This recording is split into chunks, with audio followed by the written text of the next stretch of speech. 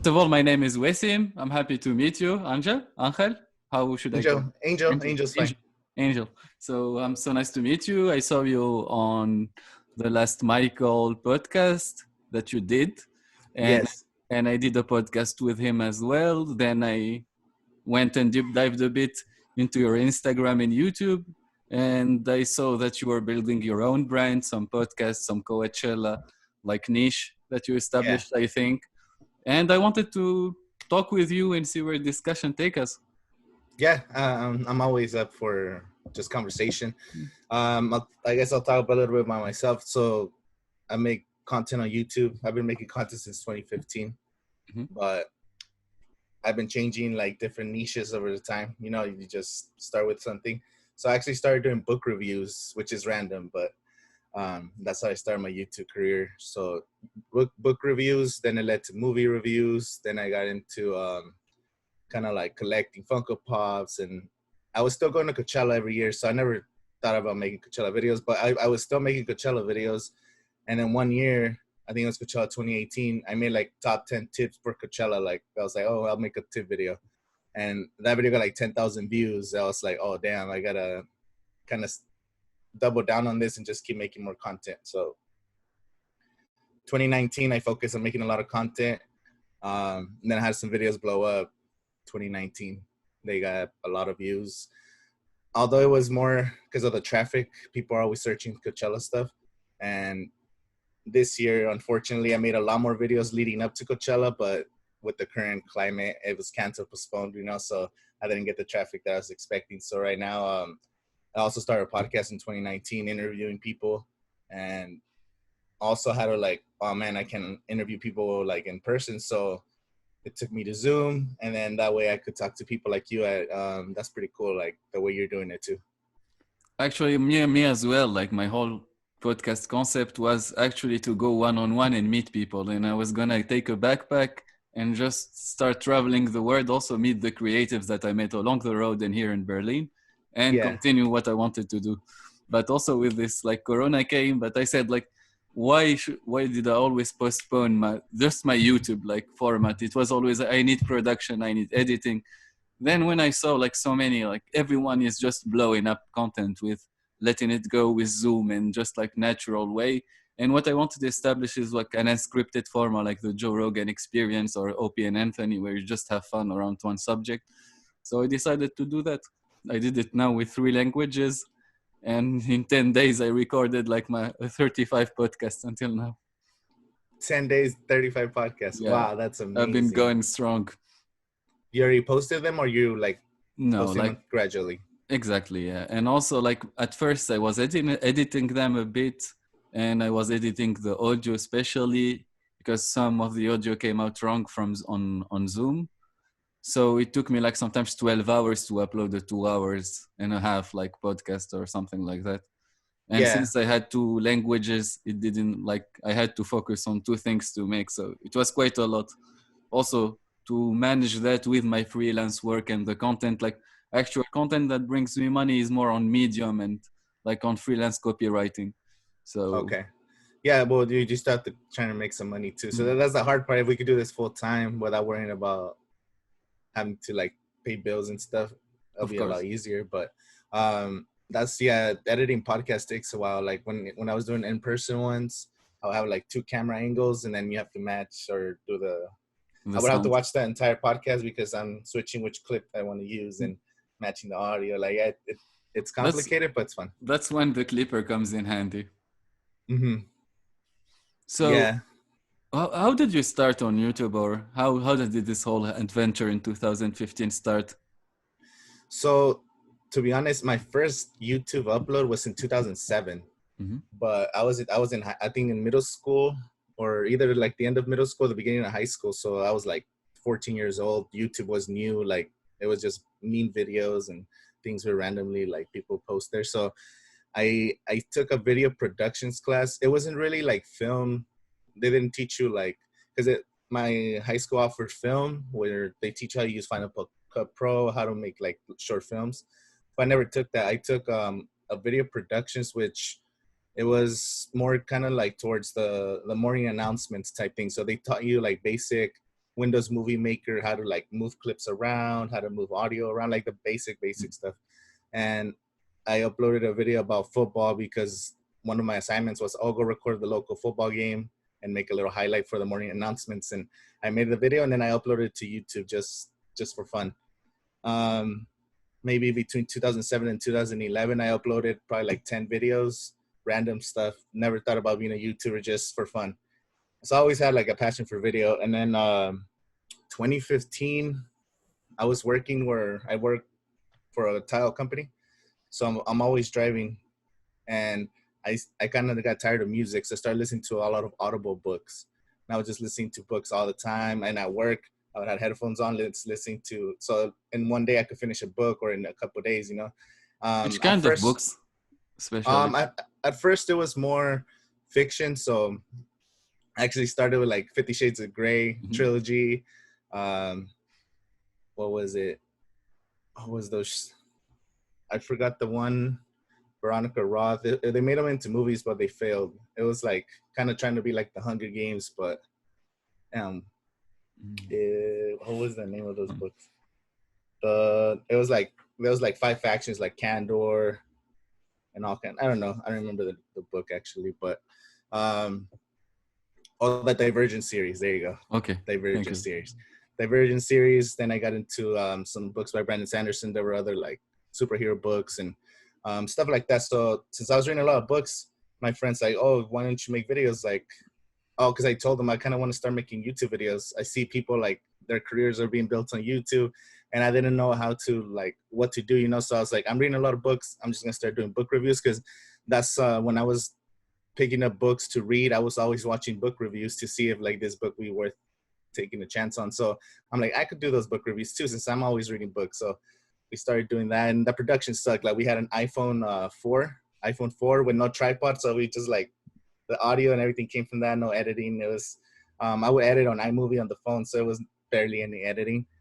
And then so I was doing that for a while. Then we started making other, because we were always a fan of Joe Rogan too. So we started making like MMA, like our reaction to MMA fights, or our thoughts on like a UFC card or something. So it was those videos in between. And then since I kind of like with books, I kind of stopped reading as much books. So I got more into, I was like, I'm going to make movie reviews instead of book reviews, because I feel like it's more broad, because book reviews, not that many people read. It's kind of slowing down. So I got into movie reviews, and since I was already watching movies too, I'm like, oh, I could do that too. So I started watching movies, and I started going to the movies more and like keeping up with the news, doing first reactions. And it was pretty cool. Like I got into everything about movies for a couple of years. But at the same time, it was like I was spending too much money on materialism, like going to movies, buying this. And I don't know, I wasn't really happy. And did it catch up? Did you start building like a brand at that point? It was small, you know, nothing major. So I had a lot of people that followed me for movies on YouTube and on Instagram, because I was posting on Instagram as well. But I never really built it past like 2,000. On YouTube, it was less subscribers, but on Instagram, it was like 2,000 followers. And then, like I said, then I was like, I just got to keep going. Like I never wanted to quit. So I kind of stopped doing that. I stopped collecting, because I was collecting movies as well. So that's where I was spending the money. So I was buying Blu-rays, and it's pretty dumb stuff. But I liked the time back in the day. So I was like, okay, I'm done with this. And then once the Coachella video started taking off, I was like, I kept watching. I always watch YouTube tip videos, how to grow up, like how to build a Grow a sustainable channel and a yeah, like sustainable how much tip videos and stuff. So they always said like find your best videos and keep making more of those, because they're proven to be successful, stuff like that. So that's why I doubled down on Coachella. So it was just a lot of different things over the years. Finally stuck to making primarily Coachella videos. I still make other kind of videos, but Coachella was just, I just saw the opportunity. Nobody was making that type of content. Like if you saw any Coachella content on YouTube, it was my vlog, or all this big YouTubers like, oh, this is my outfit. But there was no actual tips, like how to survive a music festival, what you need to know about the stages, and everything, you know, like what you can and can't take, all the stuff. So I was just doing videos on that nobody else was making, and it was pretty cool. Like I went to Coachella and a lot of people recognizing us. It was like a cool mini validation moment. Like, oh, people are actually watching. So this year, like I said, it was canceled, but now since that was canceled, I was thinking like I need to do something more besides that, just to not be tied down to one specific Niche. like niche. And that thing got canceled, so it's like, damn, my whole series of videos didn't pay out. So I gotta make other type of content plus the Coachella content, so I get the traffic from Coachella, and then hopefully build something else. But what are the happiest? Like, what makes you the happiest when you produce which type of content? Which type of content? I kind of like doing. I really enjoy the Coachella videos, but there's no more news. You know, like it's I'm just stuck. Like if I don't want to, I could make more content about it. Like I'm already planning some videos where I'm gonna take some concept that other people are using. So there's this YouTuber, I think is Ryan Trahan. I don't know his name, but he makes videos on like I DM'd every artist and they replied, or I DM'd every celebrity and they 100 celebrities and they I replied know to my him. DMs. I watched some of his videos, and Yeah, so I'll tell you then anecdotes. I did that, and I managed to establish like a friendship with the guy because of that. oh well, that's really cool. Yeah, this so I saw his concept. I'm like, how can I tie into my channel? So right now I'm currently DMing every artist that was gonna be in the Coachella 2020 lineup and see if they reply, and I'll make a video about that, like what happened with that. And then also the thing that makes me happy is going back to your question. Not that makes me happiest, but I really take a lot of joy is in podcasts, having conversations with people who have different interests from other places, and I think that's my favorite thing So out of just to be honest, because when I saw like every type of content that you did, I like the video and editing of the Coachella videos in some. But mm-hmm. when I saw you how passionate you were into podcasting, I saw another type of joy. That's why I asked you. And I was watching another YouTube channel which is making me question a lot about myself, which is called Healthy Gamer GG, which is a psychoanalyst guy that went into Twitch because he was a gamer at first. But when he noticed that during confinement, gamers adapted so fast and found no problems, he understood that they were having already big issues to stay like confined within themselves. They must have been like internal demons, so they cope with this like kind of environment. So he went and talked with the biggest gaming YouTubers and started talking about patterns of success. And weirdly enough, everyone who succeeded went away from the path of success. So for me, for example, how to describe it, I started making clickbaity a bit type videos or content, and even on Instagram I went until 4,000. And then even on other, I started like selling Instagram accounts, but I lost so much about like the passion why I was doing it. Mm-hmm. And then I started like pushing away, and then this podcasting came, like podcasting plus the project I want to build. That's when I felt like I can spend so many hours, and like even like spend sacrifice of 2 years, like build a true brand, invest only in branding. Otherwise it would be harsh for me, I would say, to keep both Yeah. in this step of my life. No, it does make sense, because a lot of times if you're not happy doing it, why are you still doing it? So that's one of the things I kind of went away from movies and collecting, because it was just too much physical stuff, and I just wasn't happy. I was like, I can't do this. And the Coachella, like I said, since it's not year round, I wasn't expecting like this year, 2018 and the end of 2018 and 2019. I was like, okay, I'm gonna make a lot of content at first.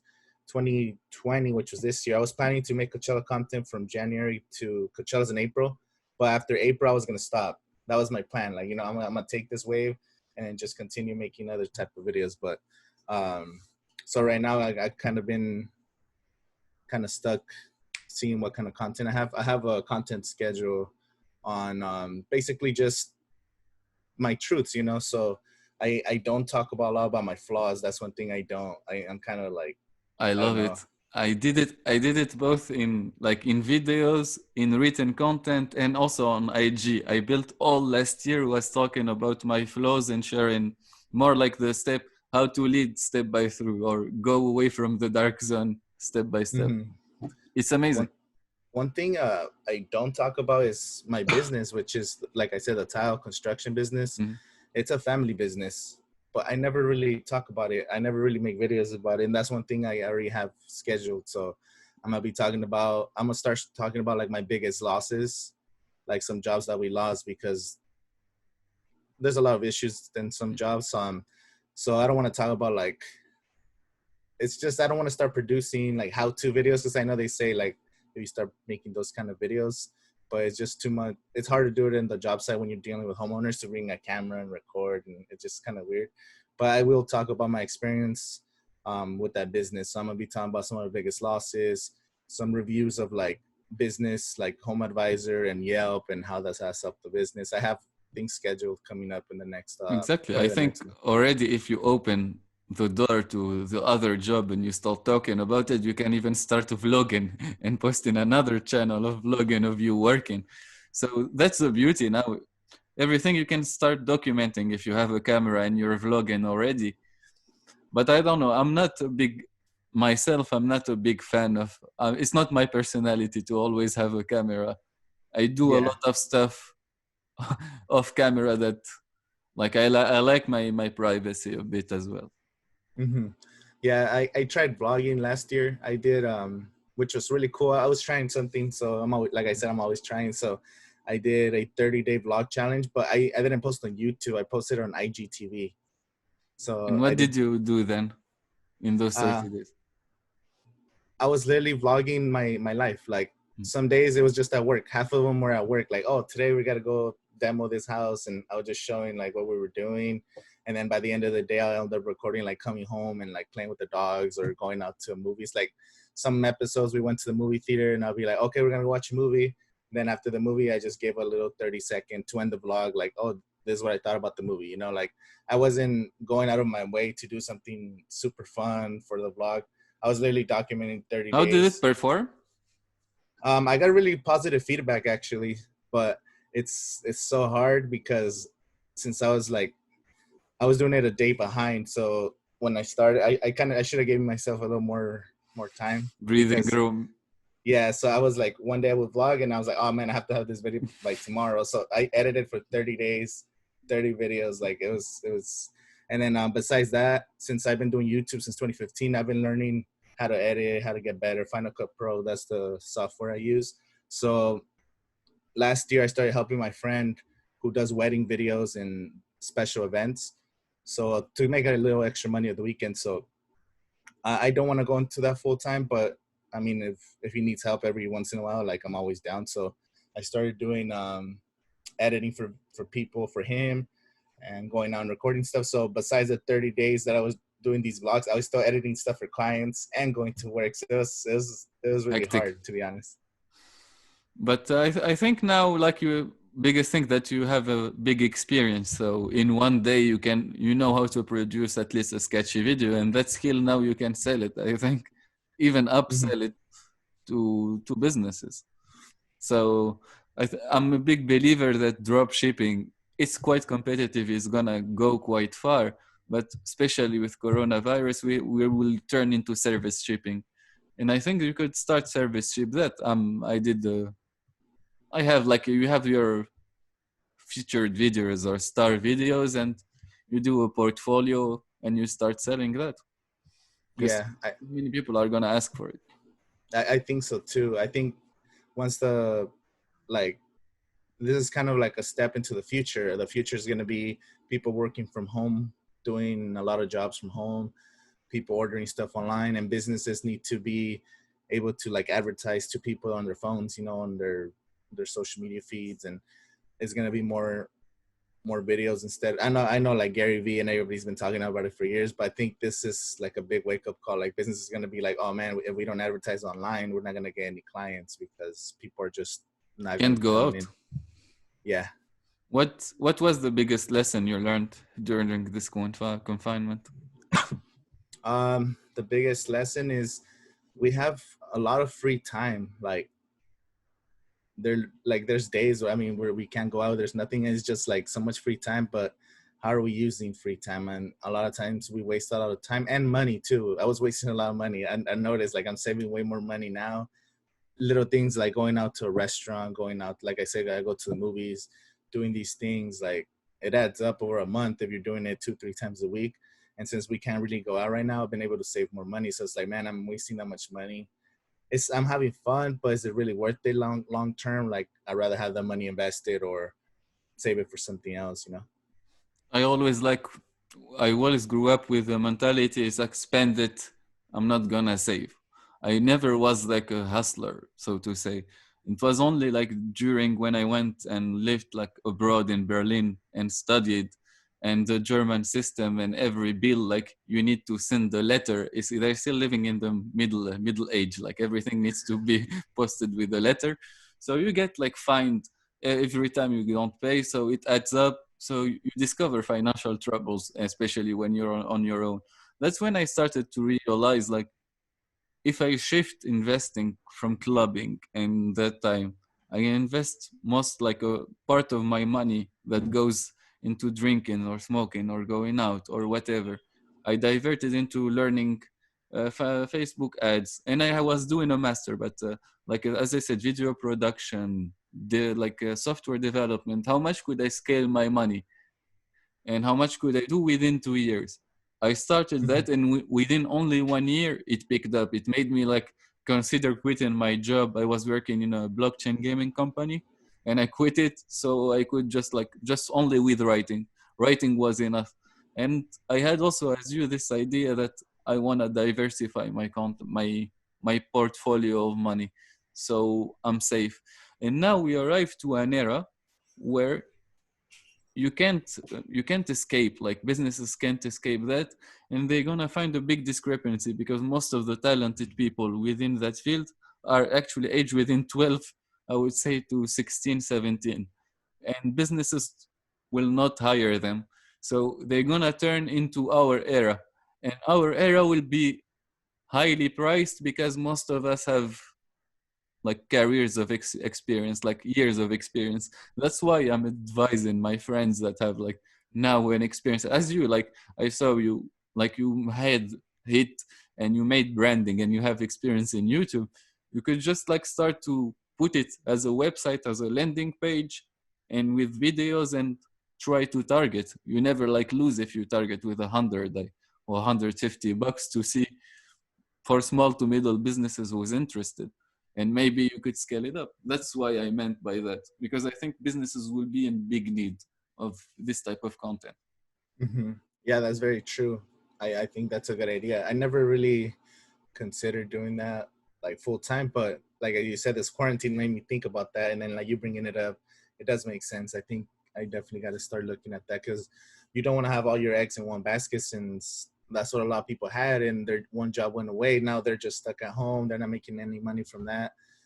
They're getting them like they're barely getting the money from the government to survive, but it's going to be hard. We'll see what the social and global effects are in the next like 6 to 12 months. Because I mean, just speaking from my personal thoughts, I think we're not going to see the big effects until like 6 months from now. When once everything starts reopening, people are going to be so behind on their bills and their payments and everything. It's going to be hard. Actually, I had a podcast 2 days ago with a guy which was a strategic counselor for BNP, the French bank.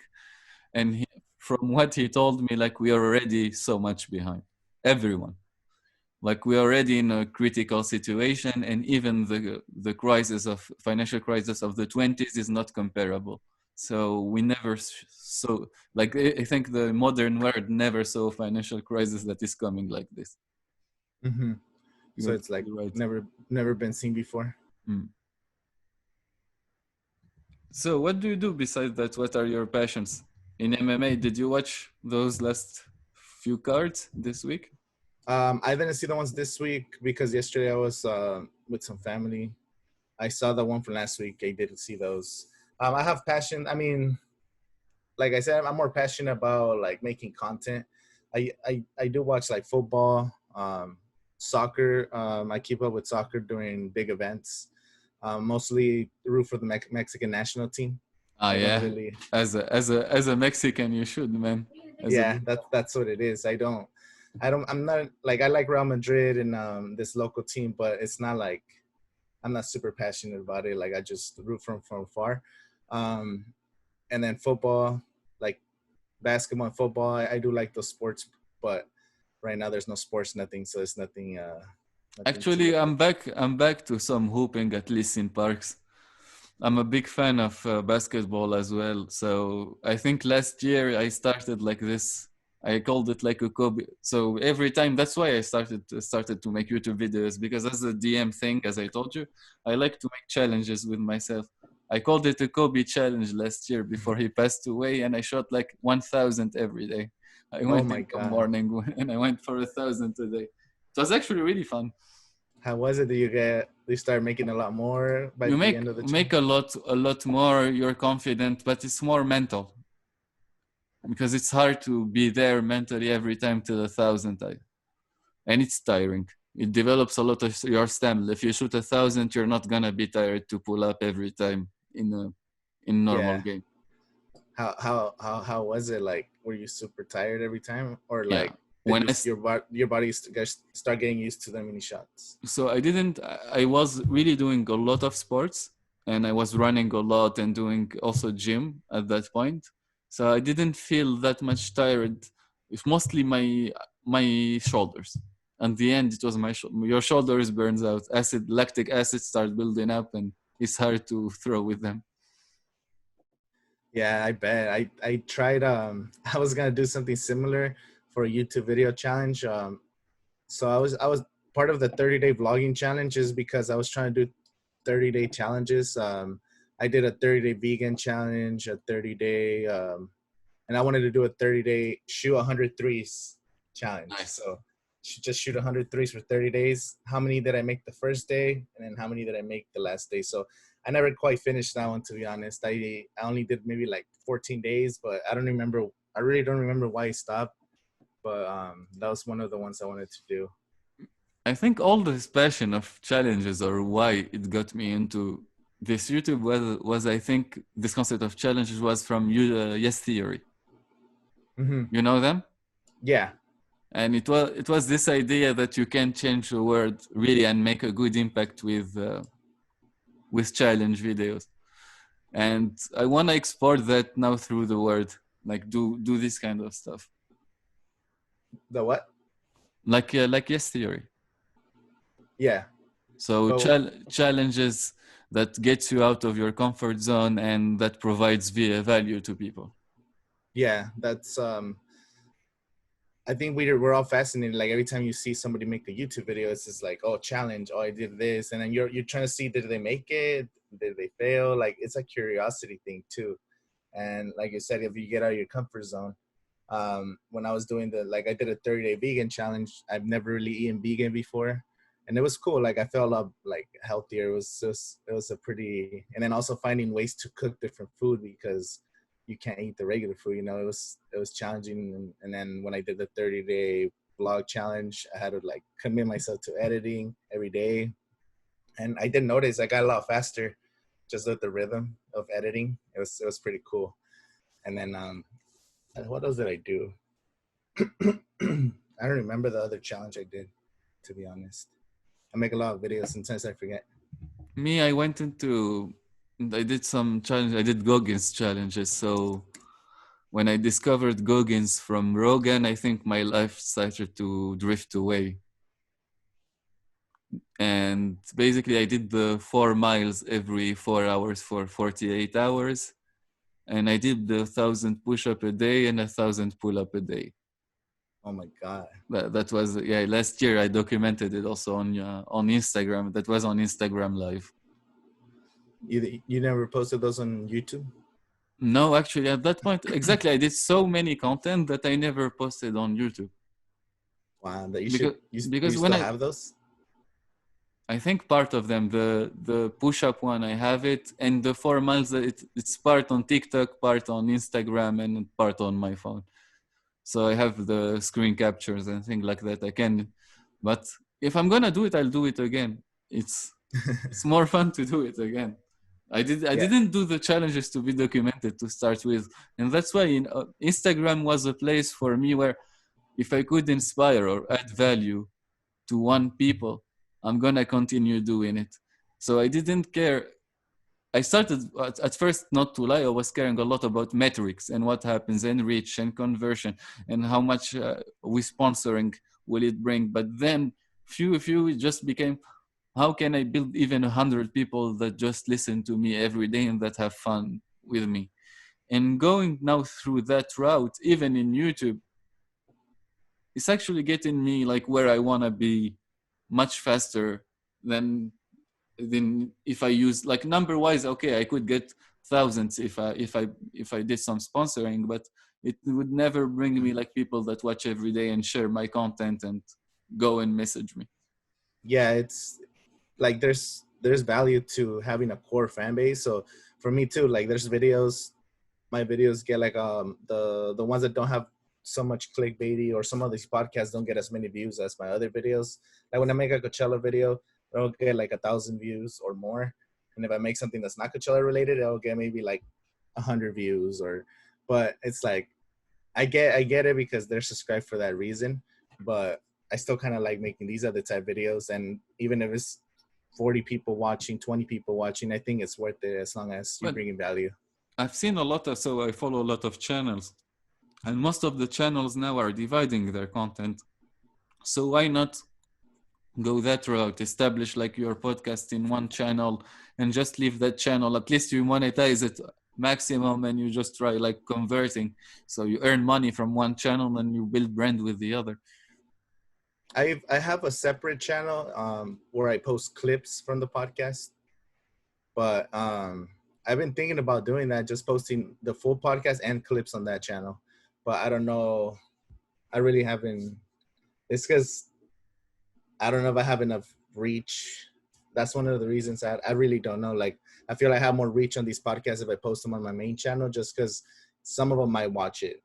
So I'm gonna get the traffic from the people that already subscribed, the few that actually watch it, and then whoever else finds it. That was my theory, but I mean I could be wrong. What do you think I should do? I think you should capitalize. Like Coachella, I saw some videos going over 200K. So if you start like doing, I would say, series of Coachella videos, maybe rating the artist, rating the lineup, another one doing interviews with people from Coachella. You could even do podcasts like this, experiences from Coachella, or so do a channel related all with Coachella. And there you maximize your type of content, and you can either practice broadcasting or thing, and you get one channel where you could post everything that you want without caring about branding. Because over the long run, if you stuck in a conundrum, or you're gonna get, as you know it, like the stuck between two niches is gonna, it's gonna cause you a moral problem more than anything. And you know that that channel you will not trade the Coachella content because it's a steady traffic. So Yeah, that's yeah. I guess if I look at it long term, like you're saying, over time it's just gonna build on its own, and you keep marketing, putting out more content right on the podcast, like more interviews, and keep branding that own channel. You think that would be like better? exactly. And if you're doing it with passion, one, every guy that you're gonna get on the podcast now, what I'm seeing are resharing the content, doing the swipe ups. So I'm getting me. It's because also I know the influencers in Tunisia now, but I'm getting like people over 50, 100, 500K.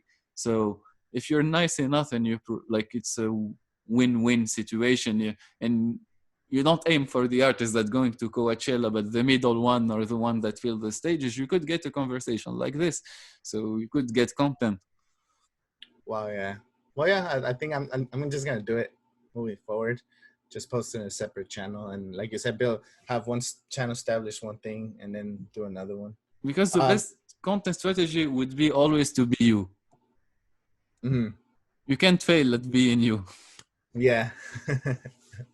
And like you said, you also learn experience, and that's one thing I like about podcasts, because you can learn from other people. Like I get to learn from you, you get to learn from me, from other guests. Like um Do you have Michael on recently about TikTok?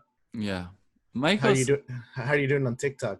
Like your personal TikTok? So Michael, I met him on TikTok when I started posting. I had some videos made 100K, 13K. I went into 200 followers, 300. Then I started my video started getting like the zero views effect. I went on another channel, posted some videos, then the zero views effect basically is gets stuck for 3 hours on zero, then it feuds like few views, which will not be on my normal channel. And I was not like at that time I was not in the mood actually for video content. I never had the passion, Mm-hmm. and also I was never shy to make videos, but TikTok was for me to start how silly can I be just to take that out of me from videos. Yeah, And when people started getting on it, actually it took me the pleasure of getting on TikTok for me. you didn't like it when people got on it. I didn't like it because like it started going into the marketing world, and TikTok when I jumped on there was more actually to be silly and try to edit with VR, try to have fun and not care about my personal brand. It was exactly the opposite. And now that I'm doing like some steady stuff, I'm actually thinking of doing. I have as this idea that I want to do. I'm waiting for, maybe I'm doing it this next days, but I want to do a motivational Deadpool. Mm-hmm. So, What do you mean by that? so a Deadpool that gave only wrong advices about how to do in life, how to succeed in life. Oh, okay. So you just want to teach people. So I think for me on TikTok when I started going on it, I didn't see myself doing all these dances and challenges. Like that's just not my personality, and I didn't want to like overdo it. So when I first started, I was just doing like random stuff. I didn't really pick like a concept. And then I had a video that got like 40,000 views recently, which was like my first one that ever got any kind of views. And it was about Cinco de Mayo.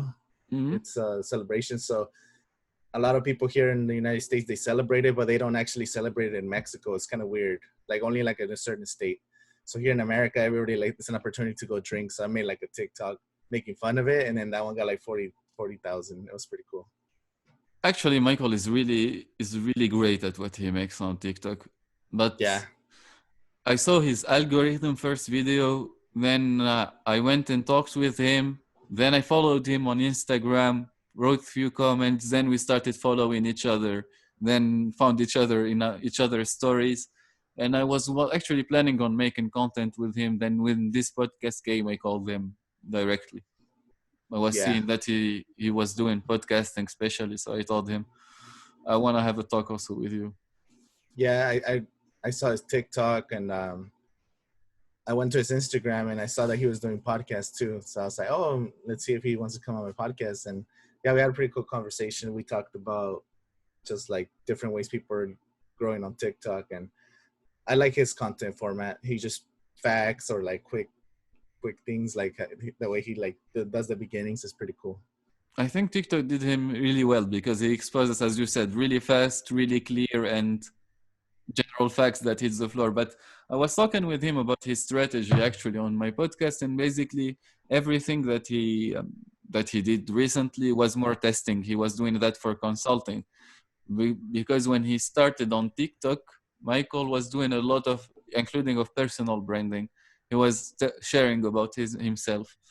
And now when he switched more into consulting and to show his clients how to do it, even though it's not, he picks one niche or one trending niche and he makes a video on that.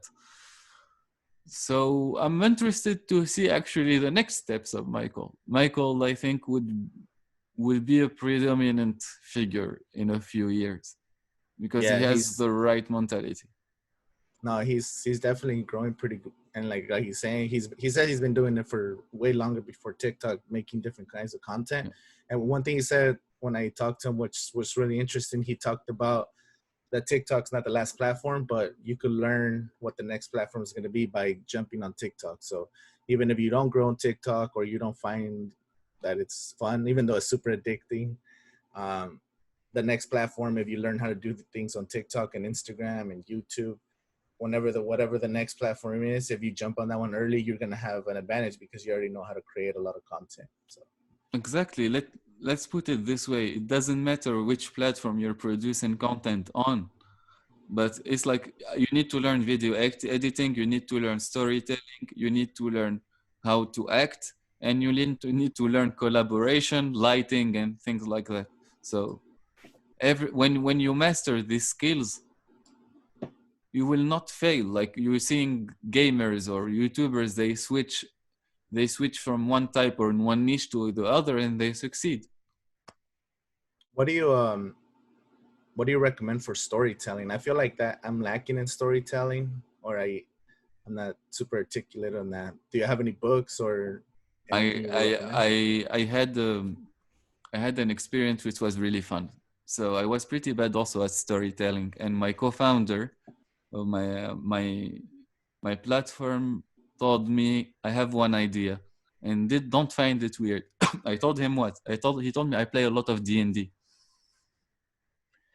and I told him, but I would never play that game.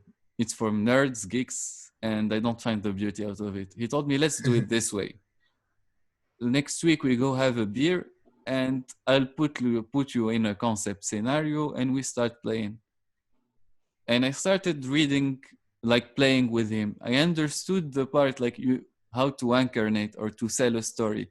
So when you incarnate more like the fantasy books that you read, when you incarnate the character, it's every time it gets one part of you that you like. Second thing I would advise is reading a lot of the mythology stories. Mythology stories or old stories that tend to be poetic, so you could inspire yourself even in building stories out of them. And what else? Third thing I would say singing. Basic singing, just basic. Singing? Basic singing. You go on Udemy, you take one course for 5 to 20 euros just to know how to breathe, how to every tonalities that you could put in your voice, how to belly breathe, and I don't know, like things like that. Different techniques that you could use if you're using your voice. Okay. Yeah, I'll definitely look into that. Yeah, because I feel like I'm not really great at storytelling, but I definitely got to And take some courses. who are the best YouTube channels? Who do you watch in general, mostly? Who I watch mostly. So for sure, like Joe Rogan. I watch a lot of Joe Rogan, either clips or sometimes full Mm, episodes, depending on the guest. Then I watch Graham Stephan. He's like mm. financial videos. Like he makes pretty entertaining financial videos. I watch what else do I watch? And it's hard to think on the spot. I consume a lot of YouTube. Like No worries. Andrew Schultz. I I've love been him. I've been consuming all kinds of his content. He's so good. I love him. Um, yeah, he's amazing. What else? And like I said, Brian G. Johnson, when he makes like YouTube tip videos, I watch a lot of his videos and just random stuff. But Jade Darwashian, something like that. Mm-hmm. She also makes like content about social media. What else do I watch? That's basically the type of content I watch. I don't really watch like vlogs, like vloggers and things like that.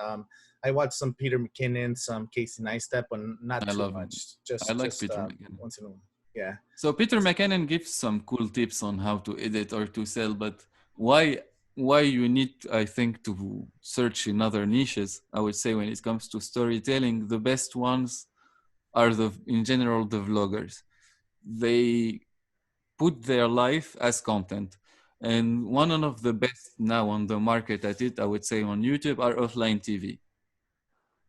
Offline TV are like 5 or 6 YouTuber streamers that got together with millions of views, and they use their life as content. And if you see how they divide their content strategy, so you start to analyze like from podcasting, or how they divide them from Twitch to YouTube to, and how they divide their income of streams, you get a pretty much idea also on how you could use even different elements of your life in this format.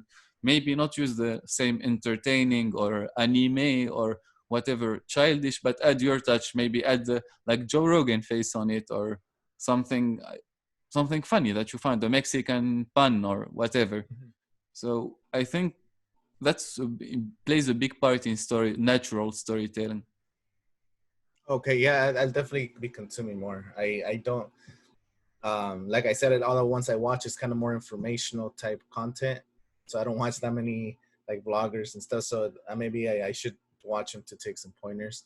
I do like some of their videos though. I've seen some where like, man, they're so good at like keeping you engaged. Like the way Yeah.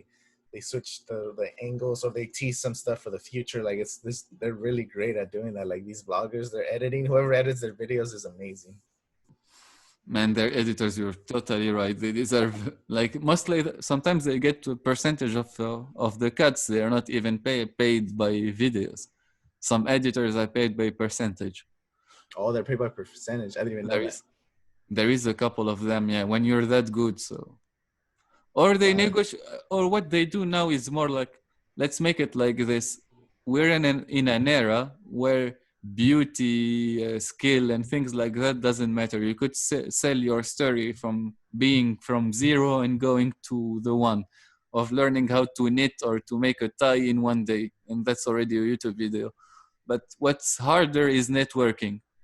When a YouTuber like that, even if you ask him to edit his videos for free, like a Mr. Beast or whatever, and he gets on his videos, you're winning. It's more than 100K of a shout out. You can even say him, let me do you for free.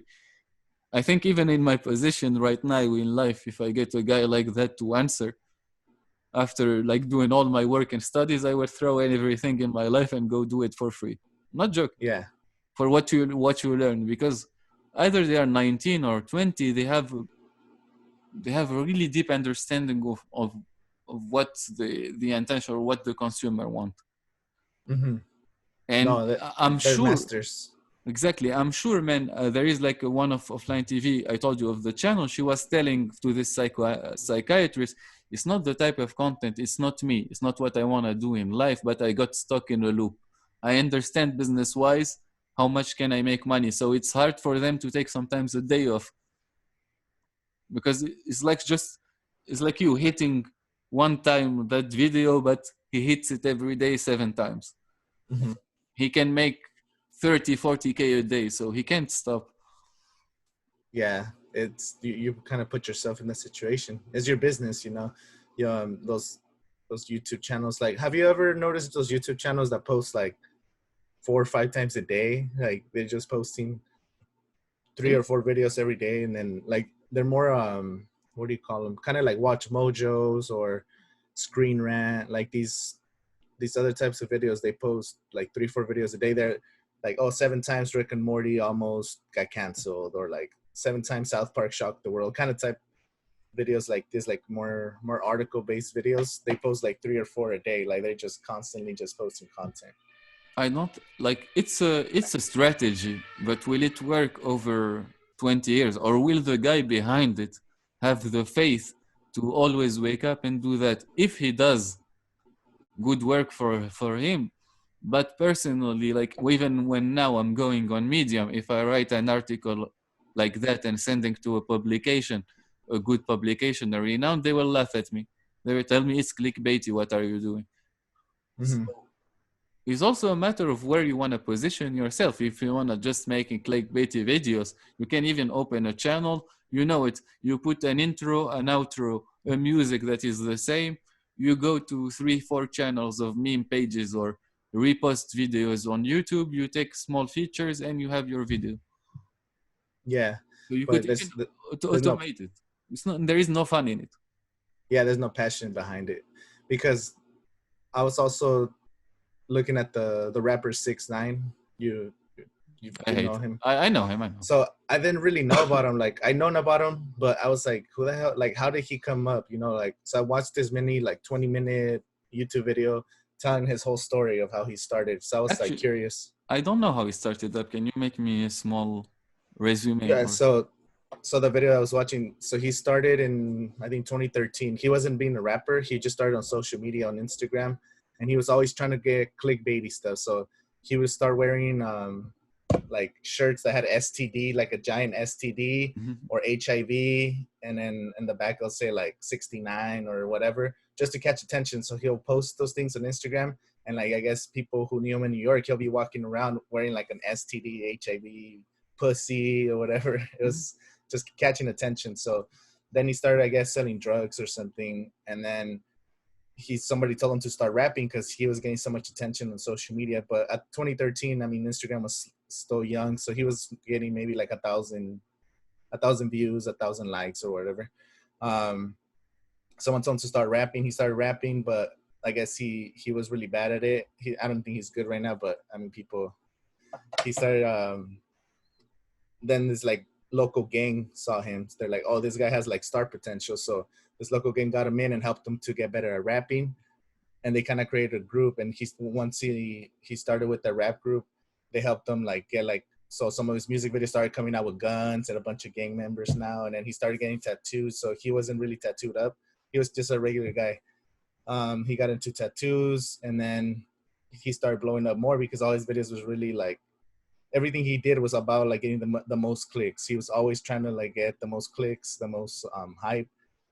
And then eventually he grew bigger than that gang, and he kind of dropped them. He didn't want to be part of that gang, so he didn't want to like feature some of those artists from that same gang. You know, they wanted him to like pull up other artists, but he didn't want to. He left them. Then he started getting the purple hair and coming out with more songs. That was like early 2016, 2017. And then 2018 is when he got arrested, but he was already huge. He was already making songs with like Nicki Minaj and all these artists. And I guess the controversy with that gang or whoever he snitched, because I didn't know. I've heard about him snitching, but I didn't know what it was. Like, so in the documentary, they said it was the original gang. So since he didn't want to help them anymore or like pay him or whatever, they went after his mom and like his baby mama, and like they kidnapped him and beat him up. So I guess when he got arrested, he ratted him out, and that's how he was able to get out of jail early. And then right now he came back and broke all the records for the most views or whatever. It's pretty crazy. I saw him. I saw his Instagram live went crazy. 2 million views on Instagram Live. But it says a lot about the society as well, if you look at it that way. I'm not saying like props on him and his job. I never talk, but as we say, value wise, if so many people are interested in seeing somebody wearing a pussy shirt just to Yeah. catch attention, it says a lot about the background. And that's what's pitiful now with social media. And also, when it comes to social media, like I don't think we're gonna stay in the same model. Frankly saying, like there is no data privacy. I think it would be a big issue soon. There is like new platforms that are totally private that are being raised. I don't think the monetization system of YouTube and think for that for creatives is sustainable. They will ask for more. And I don't think also Facebook and Instagram and TikToks of the world are the best like network how to build an social media. You can build it on so many models, and the Mm-hmm. network models, if you want, provides network effects, and those network effects is like self-destructive and self reproductive bubbles. So why? So I create a bubble that is football. This bubble of football is within one team. Okay, people will get around it, but the other bubbles will start to attack it, like the other football team, and it Mm-hmm. creates toxicity. And then there is the phenomenon of like likes and always fear of performance, which is causing a lot, like why people now are looking at those millions, because they know it's hard, and the anxiety, the depression behind it when they see the numbers drop, it's addictive. So I don't think we're gonna be able to sustain a society if it's gonna be run with social media like this. So I don't think What do you think would be the next step then, if it's not going to be sustainable? so there is like a kind of a MeWe model. MeWe is a company that is more closed, that ensures only data privacy. I think micro influencers will get a platform surely like Twitch, so where you could directly tip your artists, and it's more like a community based with so many moderation tools and kind of a Discord voice community. So it's not gonna be just a static chat. I think it's gonna be like small, actual, active communities that are working. Like for example, I think fitness, you will get the Nike of the world. They will start local. The local businesses will talk with the local athletes and start a Discord group, and everyone is joining together. So it's gonna be more creating environments, I think, around the brand. Branding will take its true format. So what can you do actually for me more than just provide the product? Because everybody nowadays is providing products. Yeah, so I think oversaturation, and that's what happened with Instagram. Like Instagram, it's harder to grow on Instagram now. Like people don't follow anymore. It's hard to get the people to follow, or like I don't know if people are just oversaturated with so much like paid content and high production content that people are kind of like you said, whenever you post something like this, is Zoom, something more natural. This, even on YouTube, you've seen a lot of videos that are produced through Zoom, and they're getting views because I don't know, maybe people don't like the super high value content It's anymore, not or they the don't. It's not that they don't like, but why people went into TikTok? You think? um because it's organic. So whenever you post, you could reach more people Before organically. before like everyone getting these views or this fear, or it was hyped up. Why people went into TikTok? What was attractive about the platform? I mean, I would think no one that you know is watching. You could just be yourself. One, it was that, and most of us are not models. Most of us are not the super travelers under the Caribs, the gurus. Most of us are regular humans that play in the toilet and that do pranks to each other at home, and that less.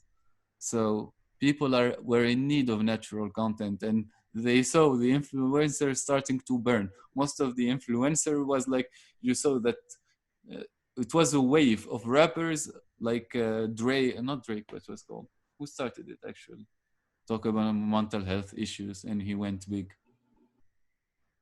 Uh, I'm Uh, not sure. Logic. Logic did his first album when he talked about mental health. So you saw an avalanche of artists coming out and talking about that and the image portrayed by the fans, and they wanted to go to a more natural branding content. And everyone is doing the best vision of himself when they're doing that. Of course, he's gonna hurt the system or their views or the curve or what's happening, because most of the people are still looking for the shiny, good-looking thing, but it doesn't mean that's only what we want to look and do. It's more likely we want to look more at the people like us that are trying to evolve, and that's where micro influencing came as well. We want to see our local neighborhood. I don't want to see Arnold Schwarzenegger. I know he did it, he's far, but I want Mhm. to see the guy who's next to me in the next, maybe my roommate who is trying his hardest, and I'll cheer for him.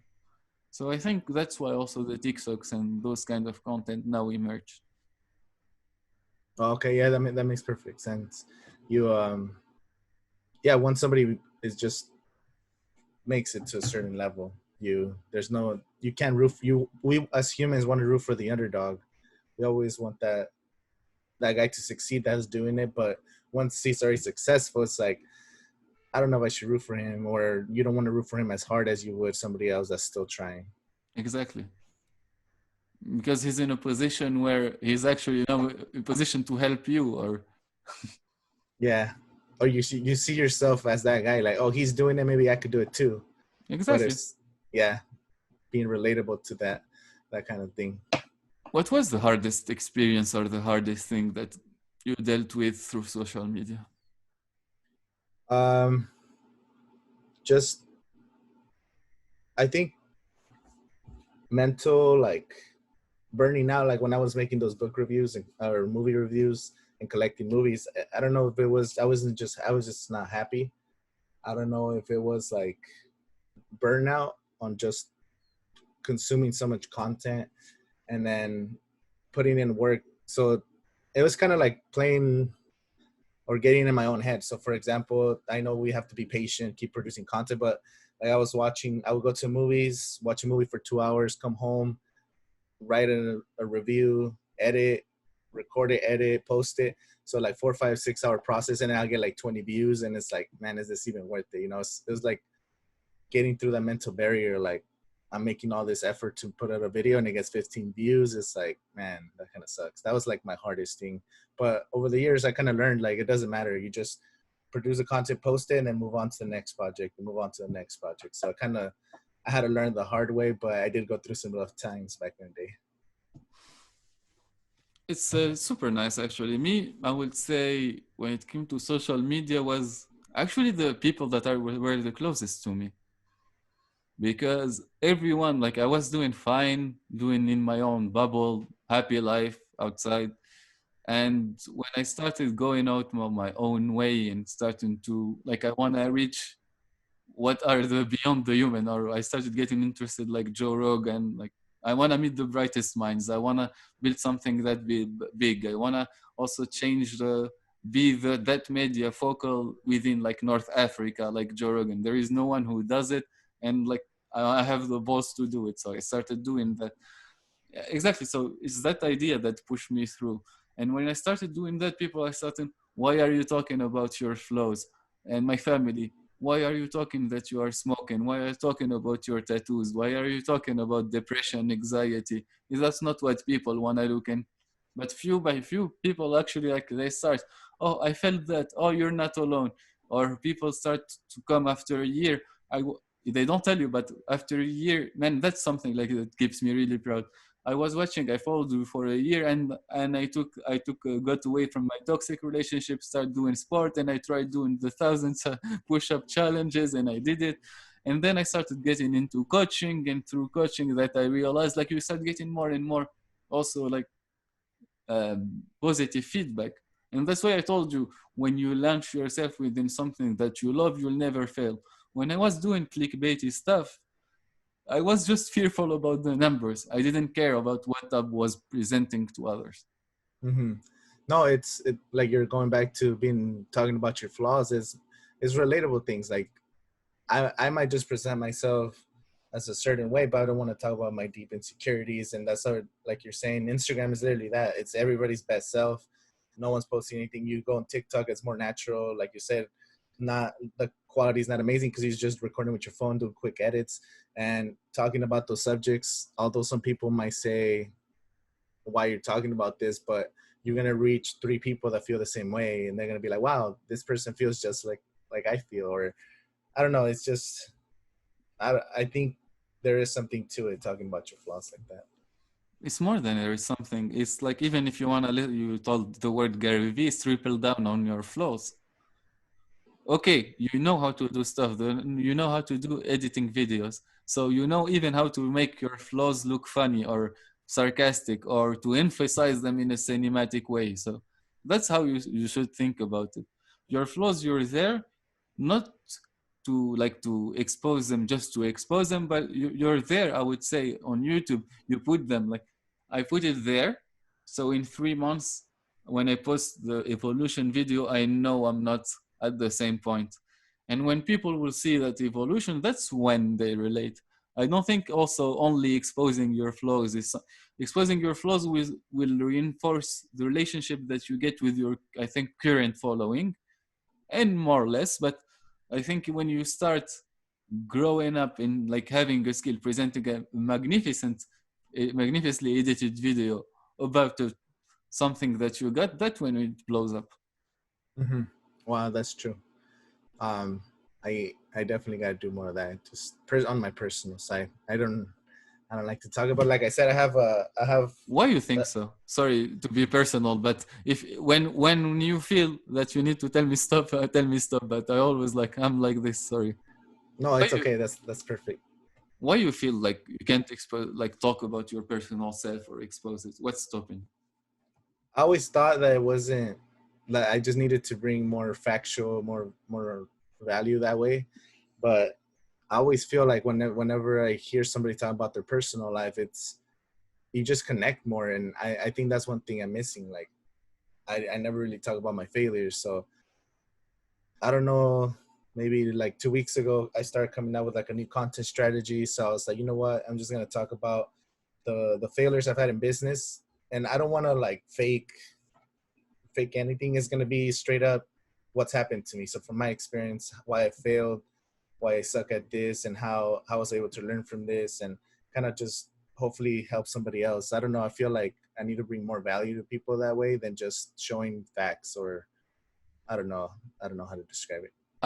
I'll get you some also hint content about this, because I got the same thing. I was writing, and at some point on Medium, I didn't get curated anymore.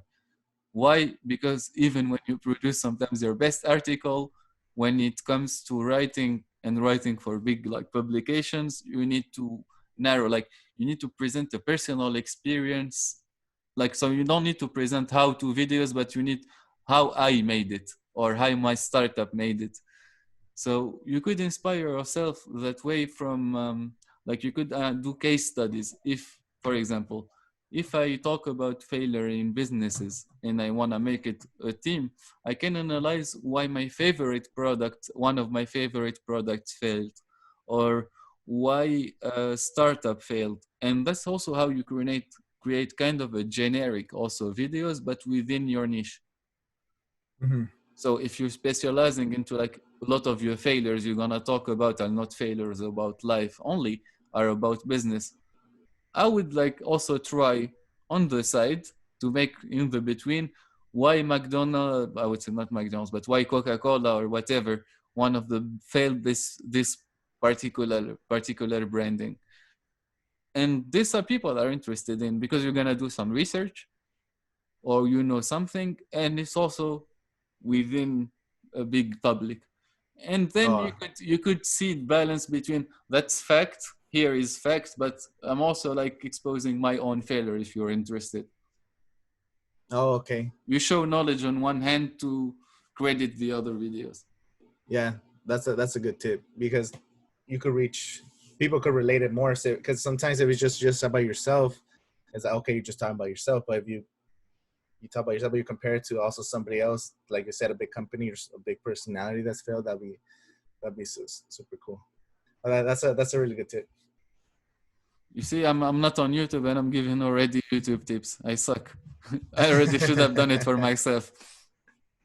Now that I feel like this is what kind of people have you talked to? Because you say you have 35 So podcasts done. so my idea to what I ventured in is I'm doing a platform that's gonna monetize collaborative artistic collaboration via blockchain. What does it mean?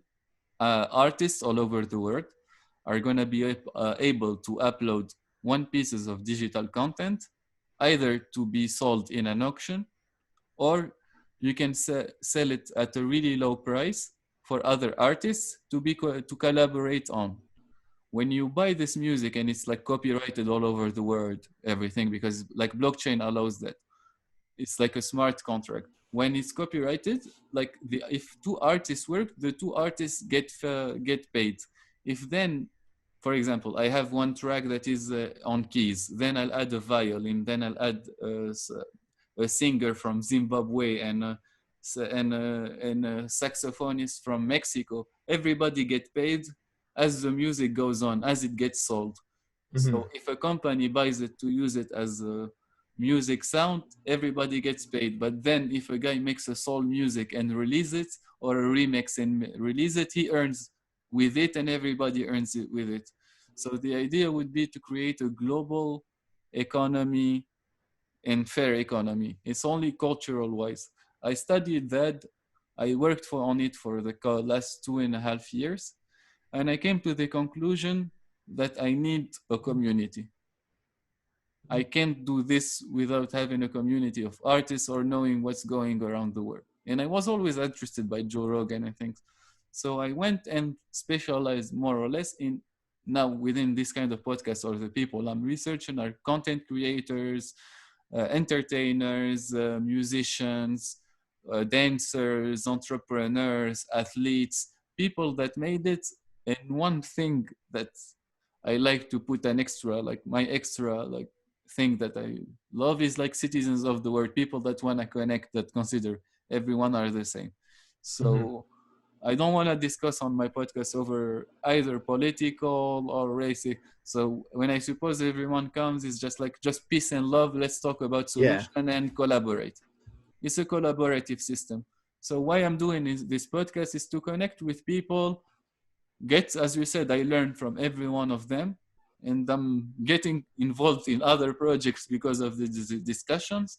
And also I'm growing my personal brand because some of the videos I made in Tunisia got like now shared over 30 times, and I'm seeing so many likes, so many good return, so many positive. And in Tunisia, nobody made before, for example, a 2-hour video. Nobody released that on YouTube, and people are watching it now.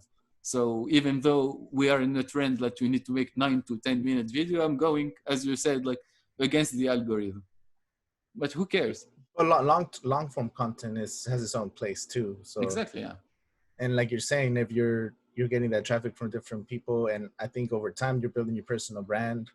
Um, Earlier you said you wanted to you were gonna get your backpack and travel and meet these people.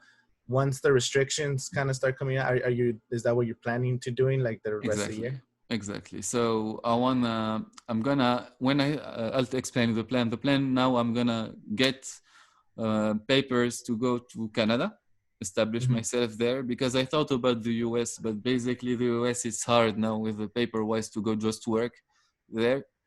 So I'm gonna go to establish myself in Canada. Within the time I get for my replies, I'm gonna go to Bali, Malaysia, and just backpack and freelance from there.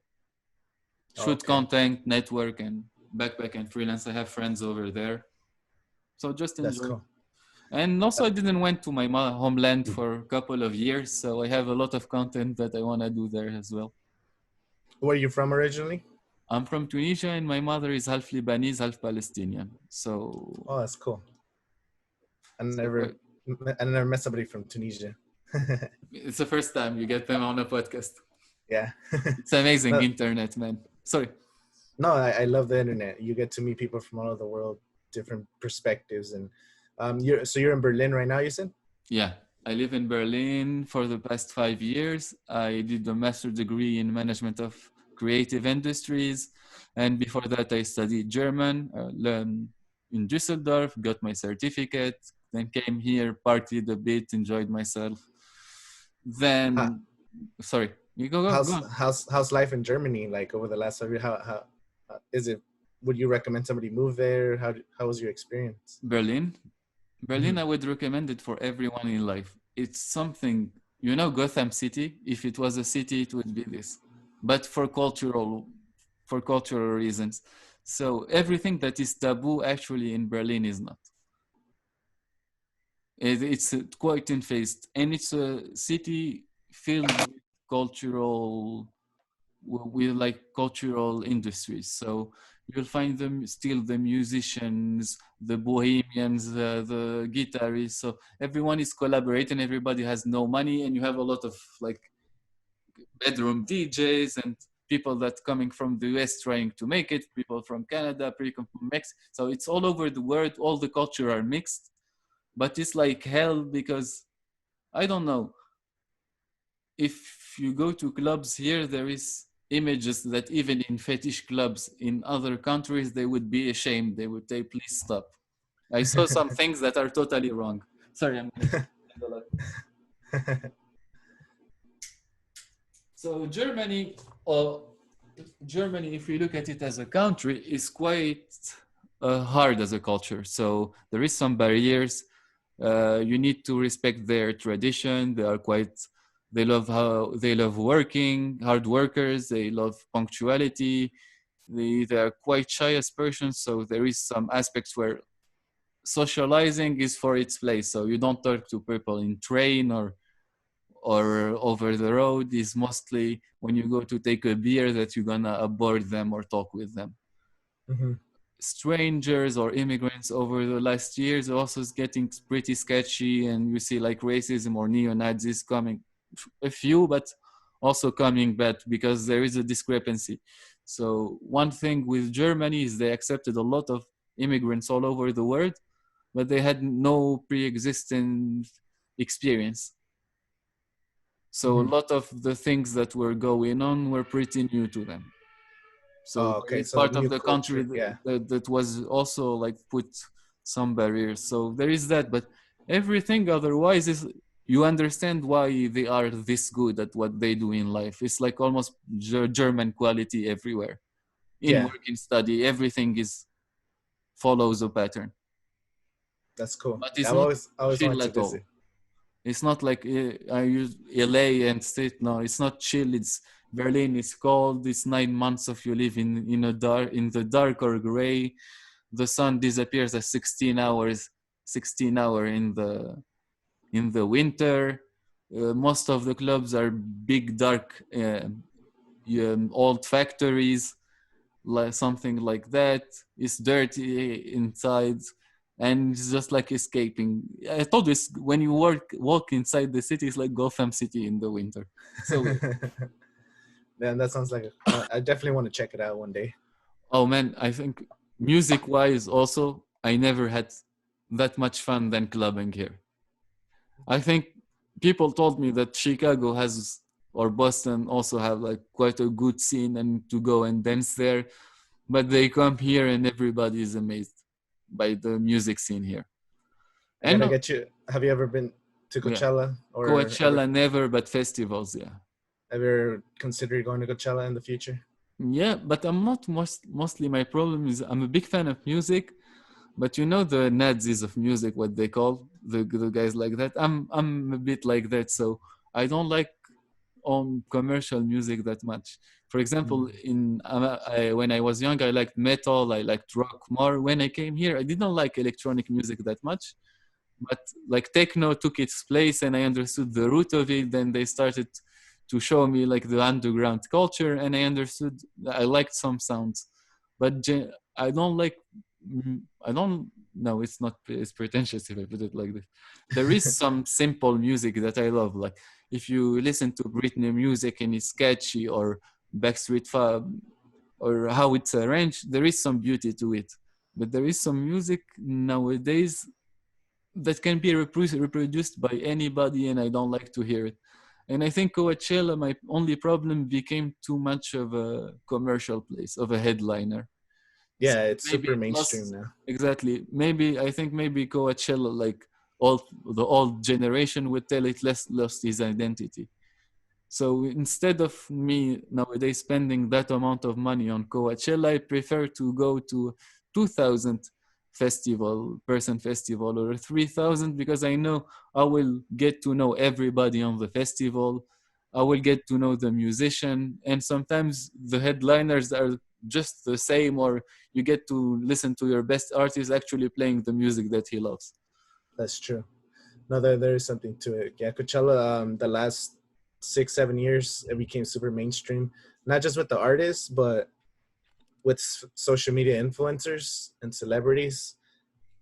Like that's what it is now. Like people just go there to do photo shoots, and there's still music. I mean, they have clubs, and they have 7 stages, so there's always someone different playing, and there's like over 150 artists. So yeah, there's a lot of mainstream artists, but there's a lot of small upcoming artists, and then they have like You can describe it to me exactly. I don't know nothing about it. How was your last experience? Like, what was the best concerts that you learned? What was the best stages? How they were set up?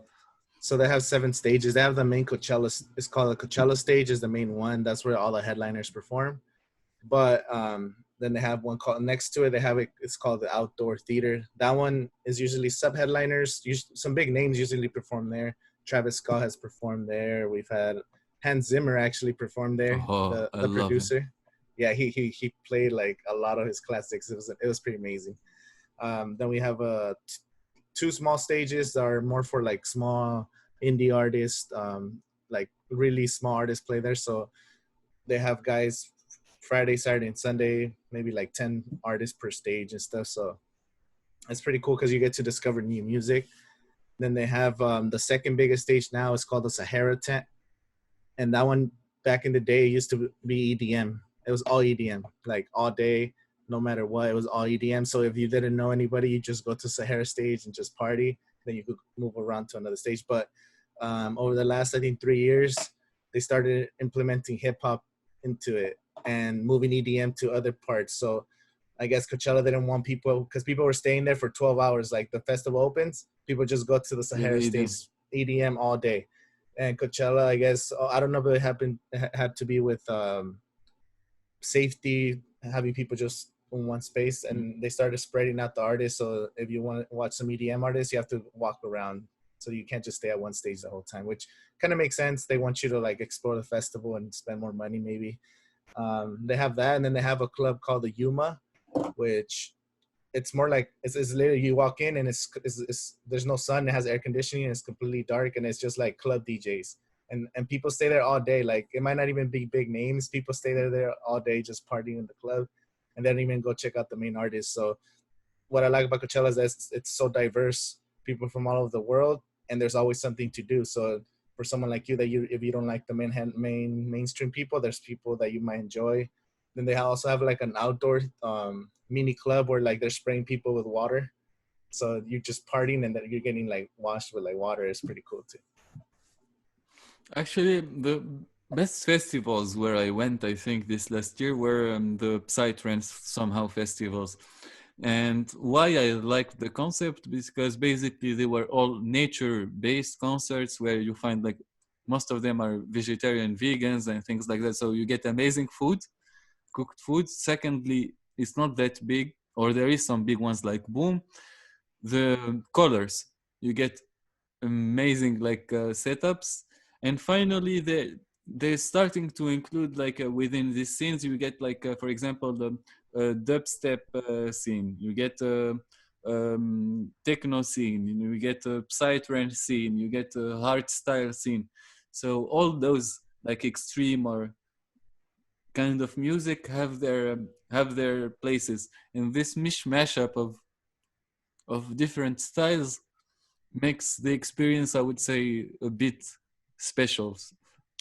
Mm-hmm. So it's the same things as you described. When you go from one scene to another, it's like you change the whole world. Yeah, it's just different. And I've met people from all over the world there too, like New Zealand, people from Australia, New Zealand, Europe. It's cool. It's How, cool to go to music festivals. how expensive is it nowadays? So the general admission, it's like $430, and they usually have a payment plan. So last year in June, they start selling the payment plan in June. So it's like 7 payments. So you just pay like $60 over 7 months, which makes it more affordable.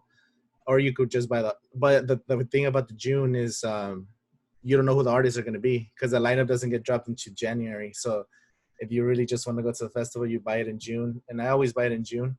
And I'm actually lucky. I live 10 minutes from the venue, Super. live down the street. So that's why I don't get to spend money on traveling, finding a place to stay, camping. I've camped before, but every year I save money that way. And then I know it's way more expensive for someone coming from Europe or other parts of the Also, country. I imagine getting persons to go home with you would not be that hard when you live 10 meters away from Coachella. Yeah, so it makes it easy for me. So that's one of the reasons why I was making Coachella content, because I was like, I live in the city where it's at.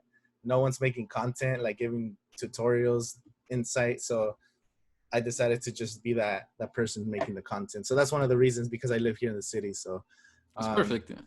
yeah, so I kind of took advantage of that. And we're like 2 hours from Los Angeles, like where I'm at.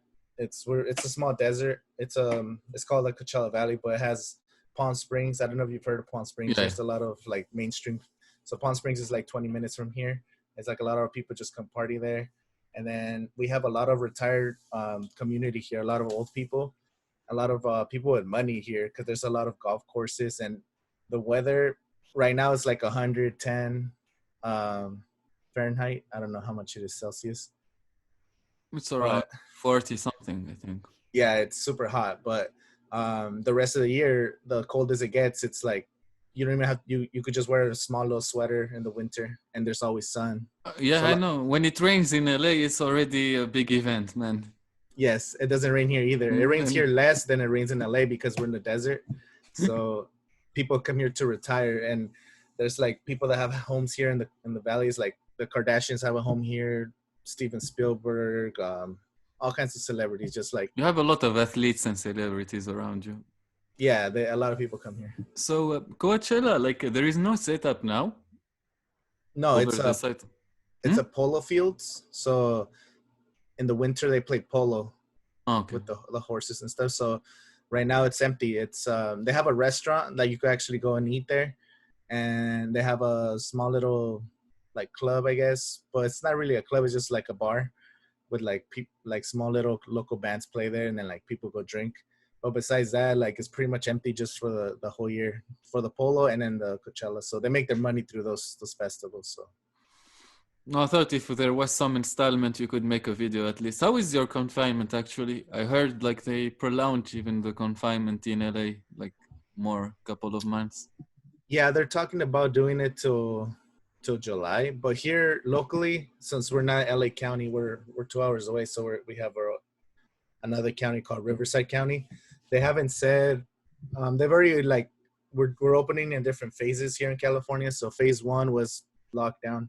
Phase 2 is work, construction, different offices with limited space.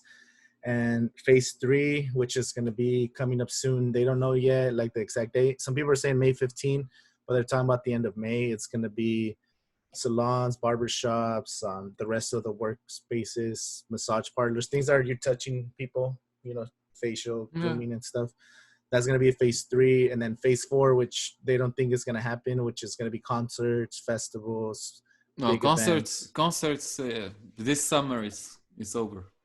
Yeah, and there's still speculation because Coachella was postponed into October, but I don't think it's gonna happen. There's no way.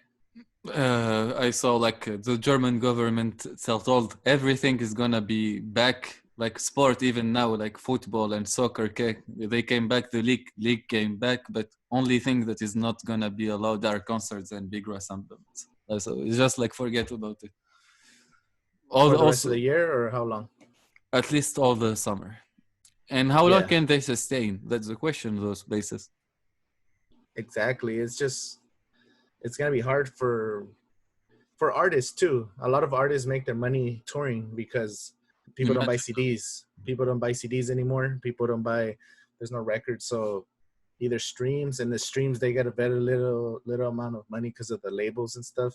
So a lot of artists make their money touring, selling merch on the road, signing autographs. And right now, like, a lot of the small artists are hurting, I bet. That's why you need to also, as an artist, to establish, or artists are the ones that have the skills and lacking on everything else. They have what to sell and they don't know how to communicate it. And basically managing artists is that their main problem is they have the product, but they don't know how to adapt it or optimize it. So why you go to a label when you see, I don't know if you heard about it, there is a rapper, High Res. You do YouTube videos, you do podcasts, you do merchandise, you diversify as much as you can your incomes of stream, so you're not fucked by a label or one person in particular. And I don't know why artists now, they're feeling more, I'm hearing it because I heard some artists, they feeling like they're owed money. Like, you need to find me solution. But who signed the contract with the label?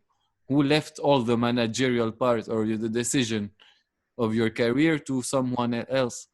You chose it. You can't blame then now other people for your own mistakes or putting all your bags in one basket. Yeah, that's true. And that's a good point, because the whole point of the labels is to promote your music, right? Like when you sign with the label, they're giving you platforms for you to promote your music. But now you have podcasts, you have YouTube, TikTok, all this. Like if you're at scale without having to sign with anybody, you could definitely build your own fan base. Are they better than MGK when he dropped 3 YouTubes just to promote one song of his new album, dropped 3 freestyles, went on Jimmy Fallon, went and did a podcast, went and did like 6 or 7 videos in 1 week or things to promote? Are they better than him? And he's still like calling people to tell them, please go watch my video. Is an artist like with 6 million followers on YouTube still doing that, and people like with millions of followers telling $100 of giveaways to the person that comments first. It's hard. People are not realizing also to maintain this how much you need to spend. Yeah, it's a lot in marketing, and people don't like. I know a lot of artists. I've had a lot of local rappers on my podcast, but they don't understand. Like, they think they're gonna produce the best song ever, and it's just gonna blow up. Like, you have to invest so much into marketing. What do you think like Drake or Jay-Z does? Okay, they are genius at marketing, but they know the product and they invest billions in marketing. But there is a return, there is an ROI. That's what the genius what they do. Yeah, Actually, I wrote an article about when the first day I heard Tusi Slide, I wrote an article why Drake made a song for TikTok. Within 2 days, I saw it dominating. That guy, for example, I don't respect him as an artist as much as I respect him as a businessman. yeah, he's so good at grabbing attention. He's probably I don't know, the biggest artist right now when it comes to rap. Like, every time he posts a new album, new song, top of the charts every time. Why do you think so? You're more of the US. You live in the culture. I think he's so relatable. All his songs are so simple and relatable. So even his lyrics, he says things that are always relatable. I forgot the last song he did before the album. It was, I haven't done my taxes and two turned up or something like that. The lyric. Yeah. So he dropped that one like 4 months before tax season. So everybody's, once tax season starts coming, they're gonna be singing that rap song, and they're thinking about them they haven't done their taxes because they're having too much fun. So it's like little things like that. He always finds ways to add like lyrics to his songs that are so relatable to the times, or like you said, for TikTok, he knew like trends on TikTok, so he's like, I'm gonna make a song about this. He's just so good at knowing like what the media and the masses is thinking. I love another rapper which does the same but does it in his own way. A$AP Rocky. Mm-hmm. A$AP Rocky does the same thing, but for me better because he kept his own branding. Yeah, I like A$AP Rocky better than Drake. I'm not a big. By the way, I hate Drake. I hate Drake too. As an artist, I told you I didn't respect him as an artist, as I told you respect him as a businessman. No, yeah, I feel the same way, but it's just, I don't know. I wish more artists paid attention to the marketing side of things, but maybe their job is just to create art. I heard somebody say that, for example, like Lady Gaga or somebody, their only job should be focusing just on the music, but that's why you have a team. Somebody on your team is focusing on the marketing, social media. Somebody else is focusing on PR, what you learn, what you work, the type of content that being produced, the type of as you said, the planning that you're doing now, but you need to understand when there is like content planning or planning with a team, there is so many other factors involved, Mm-hmm. time-wise at least. Yeah, it's a pretty fun, interesting. What do you have planned for this upcoming week? Do you have a lot of podcasts scheduled? So I decided to divide my time this way. I'm gonna do 2-3 days of podcast and editing podcasts and upload them. So like use my laptop 3 days a week for podcasts, and then focus on more 2 days of freelancing and sport. And I'm just waiting because I'm traveling maybe next month back to Tunisia a bit, and I'm gonna start training back some martial arts, and I would say chill a bit because I had quite a speedy year, so to say. Yeah. What's Yeah, like your sorry, and I found Epic Games just released the bundle of games for less than 10 euros, and basically I didn't play for 5 years, so I bought all the Assassin's Creed since the third one. Sorry, what you That's were gonna good. ask? I was gonna ask you, what's your release strategy with the podcast? Are you gonna do them one every day, a couple a day? How are you gonna do that? So until now, I'm releasing one every day. I'm releasing one in English. I was doing one in English, one in Tunisian, one in English, like this. So 1 day, 2 days in English, 1 day in Tunisian, and I just tried to do 2 days of Tunisian, but I'm just trying. Maybe I'll upload sometimes twice a day. What you got as tips for me, actually? Because I think my aim is, I'm gonna tell you, my aim is to arrive to the same number that Joe Rogan have. When I arrive at 3,000, I would be happy. That's my only content strategy, to be honest. um, I say at least once a day, but are you making clips from the podcast as well? Like cutting like 2-minute versions, 3 minutes, or I'm a gonna small start. soundbite? I'm gonna start actually. Yeah. For me, I think that's the key is putting a small clip and sharing it, because a lot of people, they don't want to just click on a 1 hour long video or however long the video is. Mhm. Unless you have a teaser, sometimes they from that teaser on another social media or even on the same channel or a different channel, that gonna get you more traffic. But if you have the content of just posting one a day, I think over time that's gonna definitely work as long as you stay consistent. But it looks like you're on top of things. So what are the two other? Give me two other tips that you learned. Something For that you learned that I should avoid on YouTube. um definitely the title. You gotta make the how are you planning on doing the titles? Just the name of the guest, or are you trying to have like a clickbaity title? Because I've done both, and I definitely get more views when I put in like a headline, like Clickbaity something title. clickbaity, but not clickbaity like super, something that's actually related to the video. You know, somebody sends a soundbite or you say something that ties into the title, then that Yeah, way, that's what I meant. Like, yeah, that definitely works more. And one other thing is branding on the thumbnails. Try to make the thumbnails look the same on every video if you can. yeah, I yeah. think that helps. I'm doing that's the idea. I was trying also to include a cameo on first when I started on the intros, just to have fun, and it actually got me to do a podcast now with Johnny Walker, the MMA fighter. You know him? I heard of them, yeah. So So I saw your video, and then you feature somebody from The Nanny or yeah, something like that. exactly, yeah. I watched that intro. That was really cool. So How did that happen? it was Cameo actually, Cameo the app. So I asked them on Cameos, instead of doing a shout out for a happy birthday, I asked them to do some inspirational word or advices from artists. And now a couple of artists answered me that they are willing to go to get on my podcast. So I've never heard of Cameo. What is that? I never heard of it. Cameo is an app basically where athletes, celebrities, and stuff, you can pay them 30, 40 to $500, difference on which artist, how much he prices himself. They send you a customized video. So maybe a happy birthday, from an advice to anything you want. Wow, that's cool. I didn't even know that.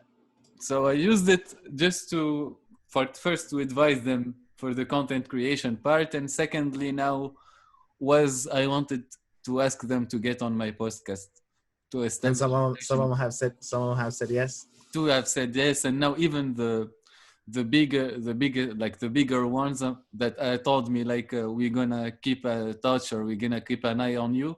I'm gonna send them another cameo, ask them another request when I have much following, and ask them to be on my podcast again. Wow, that's really cool. And I'm gonna copy your strategy and Go check on, it out. man. Go on, man. Because I was asking on Reddit, asking people to come on the podcast, and I got two pretty interesting people. One of them was a voice actor, and then a computer guy who has the history of computers podcast, which was really interesting. Like he was like super smart, like way smarter than me. So it was cool talking to somebody like that. Yeah, man. It's actually, yeah, you got me an idea. You see, you exchange idea. You get me the idea of Reddit as well. Yeah, just post. There's a Reddit page called like Podcast Exchange or something like that, and then you could either be as a podcast host or as a guest, and just type in what you do, and people like, or you could see other people post about their podcast and ask them to come on your podcast. Like that could be a way to do it Perfect. Yeah. if you need So more guests. I'm definitely not on a shortage on the Arabic side, but I know, as a matter of fact, after 50 episodes of English podcasting, it would be harder for me to get people. So Yeah, yeah, it would be nice to have a backup plan. Nice. But try the Cameo thing, and especially try it, I would say, because I did quite a different range of pricing. Try it with the low priced ones because they answer faster. in general, and you have a margin when if it doesn't work, you don't care, and you can still use the footage. Yeah. Okay. Yeah, for sure. So I think pretty much Perfect. wrapped up Yeah, man. this podcast. It was, man. It was so nice to meet you. Yeah, and I was gonna ask you too if you ever come down to California, or I don't know how long you're gonna be in Canada. So if you ever come down to California, I would definitely love to have a one-on-one podcast For sure, like man. here. I'll come, and so I have friends that also live in LA. So for sure, I'm gonna go there and try to drive a bit in the US in my free time. So Mhm. we'll keep in touch also now. In this next periods, I'll keep in touch on what you do content wise, and I'll cheer you Yeah, up from my place. yeah, for sure. And if you ever need any questions or My tips or pleasure. help, whatever I could help you with, I'll definitely help you. And Thank I you. know my DMs are open always, whatever on Instagram. So I'm definitely rooting for you because I hope you achieve to Thank you. be the podcast guy traveling all over the world. Like that sounds super cool to me. Thank you, man. Have a super Okay, nice day. okay, you too. And when I'm gonna share it, I'll send you the podcast, the link. Okay, sounds good. Thank you. Have a super nice day. Ciao. You too. All right, bye.